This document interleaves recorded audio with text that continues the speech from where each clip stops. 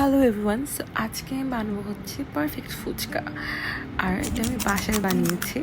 তো শুরুতে আমি ডাবলিগুলোকে ভিজিয়ে রেখেছি 4-5 ঘন্টার জন্য। আমার আম্মু বলেছে একদিন ভিজিয়ে রাখলে এর থেকে ভালো রেজাল্ট হয়, আর নর্মালি মানুষ থেকে একদিনই ভিজিয়ে রাখে। যারা আমার থেকেও কম সময় ভিজিয়ে রাখতে চান তারা প্রেশার কুকারে করলে এটা তাড়াতাড়ি সিদ্ধ হয়ে আসবে। তারপরে আমি 2-3 ঘন্টার জন্য ডাবলিগুলোকে ভালো করে সিদ্ধ করে নিয়েছি এবং সেই পাত্রে আলুগুলোকে পরিষ্কার করে কেটে আমি ওগুলোকে বয়েল করতে দিয়ে দিয়েছি। তার মধ্যে সামান্য একটু লবণ, সামান্য একটু মরিচের গুঁড়ো আর একটু পরিমাণ হলুদ দিয়ে সেটাকে ঢেকে রেখেছি। তারপরে আমি ঝাল টকটা বানাবো। সো আমি ব্লেন্ডারে সামান্য পরিমাণ ধনেপাতা, সামান্য পরিমাণ পুদিনা পাতা, তারপর কিছু মরিচ আর একটু পেঁয়াজ আর হচ্ছে রাঁধুনির চটপটি মশলাটা দিয়ে আর জিরা আমি অনেকগুলো দিয়েছি বিকজ আমার জিরা স্মেলটা ভালো লাগে। তারপর ওটাকে ভালো করে ব্লেন্ড করে একটা পাত্রে রেখে দিব।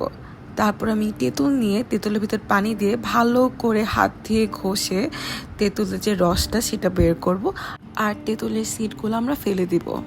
তারপর একটি পাতলে আমি যে ডাবলি সিদ্ধ করেছিলাম সেখান থেকে কিছু পানি আর সামান্য ডাবলি দিব। তারপর আমি ঝাল যে ব্লেন্ড করে নিয়েছিলাম, ঝালের যে টকটা সেটা দিব আর হচ্ছে তেঁতুলের যে রসটা ছিল সেটা দিয়ে ভালো করে টেস্ট অনুযায়ী মিক্স করে নিব। তারপর ওইটার ভেতরে সামান্য পরিমাণ ধনে পাতা, সামান্য চিনি, বিট লবণ আর লবণ দিয়ে মিক্স করে নিব। এই তো আমার টক রেডি। ভেতরে পুরটার জন্য আমি ডাবলি, পেঁয়াজ, মরিচ, আলুকে ভালো করে মিশিয়ে তার মধ্যে ধনে পাতা আর চটপটি মশলা দিয়ে ভালো করে মাখিয়ে নিব। আমি এখানে আর কোনো লবণ অ্যাড করছি না, কারণ আলুতে সিদ্ধ করার সময় আমি লবণ দিয়ে দিয়েছিলাম আর আমার কাছে টেস্ট লবণের ঠিক লেগেছে, তাই আমি লবণ অ্যাড করিনি। আমি একটা ইনস্ট্যান্ট ফুচকার প্যাকেট কিনেছিলাম, তো ওইটাই আমি ফ্রাই করছি গরম তেলে, ডিপ ফ্রাই করছি। অনেকগুলো ফুচকা থাকে, 80টার উপরে ছিল। অ্যান্ড ফুচকাগুলো খেতে একটু ফুচকার মতো না, বাট ওভারঅল সব কিছু মিলিয়ে ভালোই লেগেছে খেতে আমার। ফুচকাগুলো অনেকক্ষণ ক্রিস্পি ছিল আর ফুচকার এই ট্রিটটা আমার বাসায় সবার অনেক ভালো লেগেছিল।